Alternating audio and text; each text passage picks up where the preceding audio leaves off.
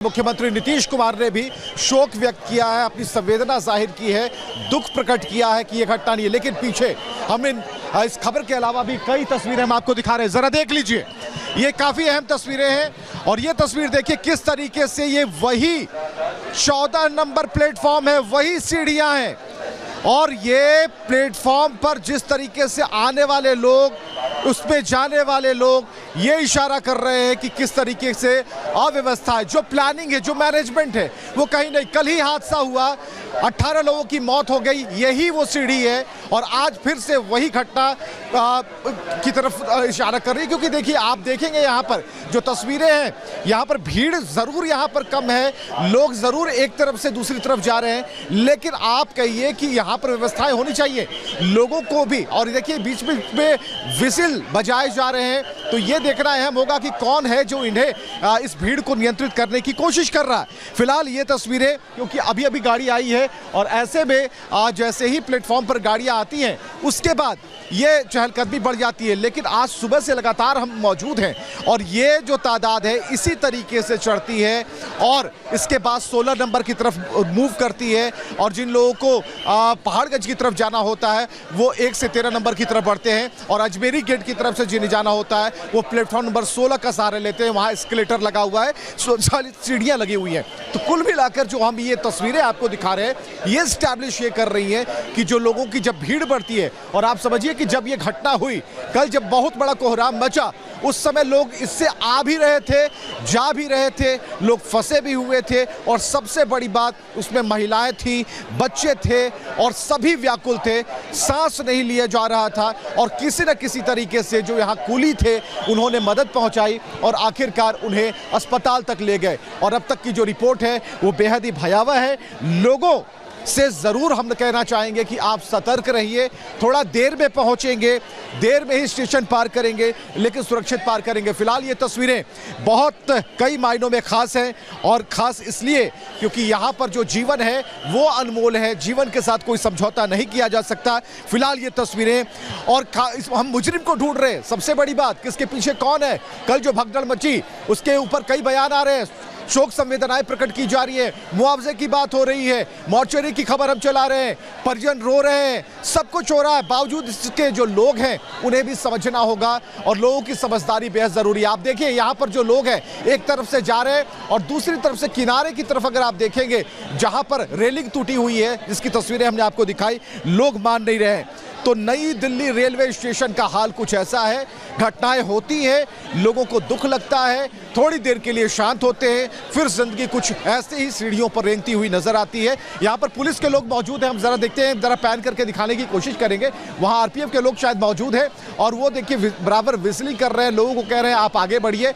और किस तरीके से वहाँ पर सिंगल यानी कि एक व्यक्ति वहाँ पर मौजूद है, उसकी ड्यूटी लगाई गई है। और ऐसे में ये तस्वीर बहुत कुछ इशारा कर रही कि कल क्या होगा। जो कहते हैं कि सुबह का सवेरा बताता है कि दिन कैसा होगा। आप देख लीजिए कि 11:05 हो रहे हैं और यहाँ पर रोशनी भी है। कल रात को 8:30 से 9:30 बजे के बीच जब ये घटना हुई उस वक्त क्या हुआ होगा। महिलाएं, बच्चे और अपार संख्या में भीड़ यहाँ पर ट्रेन पकड़ने को लेकर, जिसमें ये खबर आती है कि स्पेशल ट्रेन जाने वाली है, 12 नंबर वाली 16 पर आएगी, 2 ट्रेनें लेट से चल रही हैं। ऐसे में जब भीड़ इकट्ठा हुई तो बेतरतीब व्यवस्था में जिस तरीके से ये अंजाम सामने आया, तो कुल मिलाकर ये तस्वीर दिखाने का मकसद यही है और ये सुपर एक्सक्लूसिव तस्वीरें हम आपको दिखा रहे हैं। और यहाँ पर देखिए, जब बिहार की गाड़ी आती है, बिहार से गाड़ी आती है, दरभंगा से गाड़ी आती है, उन लोगों से हमने भी पूछा। और चलिए मीनाक्षी के पास चलते हैं, कुछ और तस्वीरों को दिखा रही है और नई जानकारियां साझा कर रही हैं। मीनाक्षी। बिल्कुल, और राघवेंद्र भी हमारे साथ प्रयागराज से जुड़ गए। लेकिन विवेक, जो आप तस्वीरें दिखा रहे हैं वो अपने आप में चिंतनीय है कि किस तरीके से अभी भी रेलवे स्टेशन पर जब यात्री उतर रहे हैं तो जो भीड़ है वो उसी कदर है जैसे कल हमने वीडियोस में देखी थी। और हमने ये तस्वीरें पहले भी देखी है कि अलग अलग हिस्सों से इस तरीके की तस्वीरें सामने आ रही हैं जहाँ पर यात्री प्रयागराज पहुंचने के लिए ट्रेनों के अंदर घुस रहे हैं। शायद उस वक्त कोई कदम उठाया जाता तो आज इतना बड़ा हादसा नहीं होता। लेकिन कल जो घटना घटी, 18 लोगों की जो जान चली गई, उसके बाद सवालों के घेरे में है रेलवे और अब ये सवाल पूछे जा रहे हैं कि आखिरकार सबसे पहले जो भगदड़ जैसे हालात बने उस पर मनाही क्यों की गई, उससे इनकार क्यों किया गया। उस घटना को देखकर किसी के भी रोंगटे खड़े हो जाएंगे। वहां जो लोग मौजूद थे उनकी आप बीती भी सुनिए, उन चश्मदीदों की कहानी भी सुनिए और देखिए कि आखिरकार ये पूरा हादसा किस तरीके से हुआ। इस रिपोर्ट में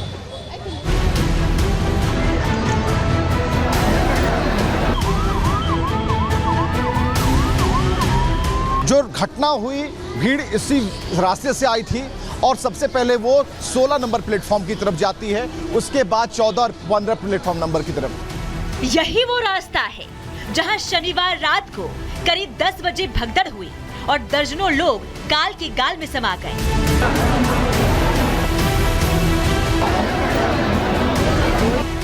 अब आप तस्वीरें देखिए, ये तस्वीरें भगदड़ से कुछ समय पहले की है। देखिए, पूरा प्लेटफॉर्म यात्रियों से खचाखच भरा है। इस भीड़ में महिलाएं हैं, बच्चे हैं, बुजुर्ग हैं और पुरुष हैं। क्योंकि कल शनिवार का दिन था, इसलिए वीकेंड होने की वजह से लोग अपने परिवार के साथ महाकुंभ में स्नान की इच्छा लेकर नई दिल्ली रेलवे स्टेशन पर प्रयागराज जाने के लिए पहुंचे थे। पहले से टिकट बुक न होने की वजह से ज्यादातर लोगों ने जनरल टिकट लिया था और प्लेटफॉर्म नंबर 14-15 पर लोग इकट्ठा होने लगे थे, जहां प्रयागराज जाने वाली ट्रेन आने वाली थी।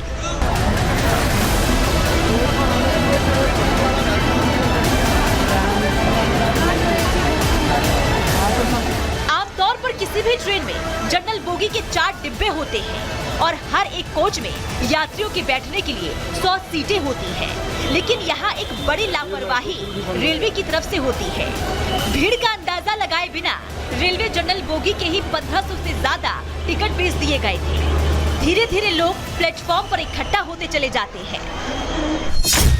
हादसे की एक वजह ये भी सामने आ रही है कि स्वतंत्रता सेनानी एक्सप्रेस और भुवनेश्वर एक्सप्रेस ट्रेन कल देरी से चल रही थी, जिसके चलते इन ट्रेनों में जाने वाले यात्री भी प्लेटफॉर्म नंबर 12-13 पर खड़े होकर अपनी ट्रेन का इंतजार कर रहे थे।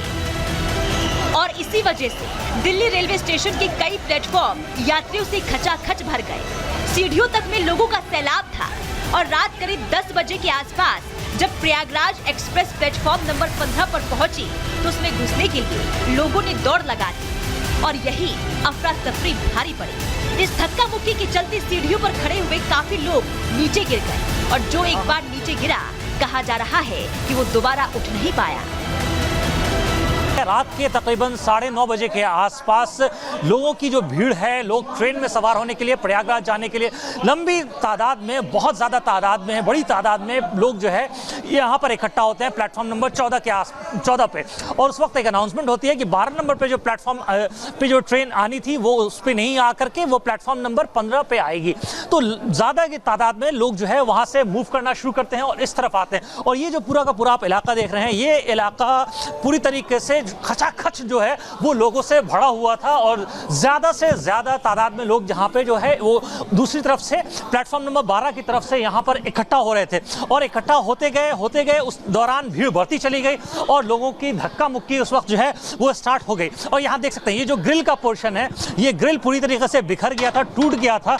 ये देखिए आप, ये अलगाव हुआ पोर्शन, ये टूटा हुआ पोर्शन है उस ग्रिल का, जो बिल्कुल अलग हो गया था उस वक्त जिस वक्त ये दुर्घटना घटी। अभी यहाँ पर जब दुर्घटना घटी तो बहुत सारे चप्पल, जूते, सामान, लोगों के बैगेज सब थे यहाँ पर। रेलवे प्रशासन ने इसको पूरी तरीके से जो है वो अब इसको क्लीन कर लिया। यहाँ देख सकते हैं आप, ये किसी के बैंक का वो जो है पासबुक है पीएनबी बैंक का। इसके अलावा जो है अभी देखिए आप, ये जनरली आपको आमतौर पर अगर आप रेलवे स्टेशन पर आएंगे तो इतनी सफाई सुथराई नहीं दिखती है।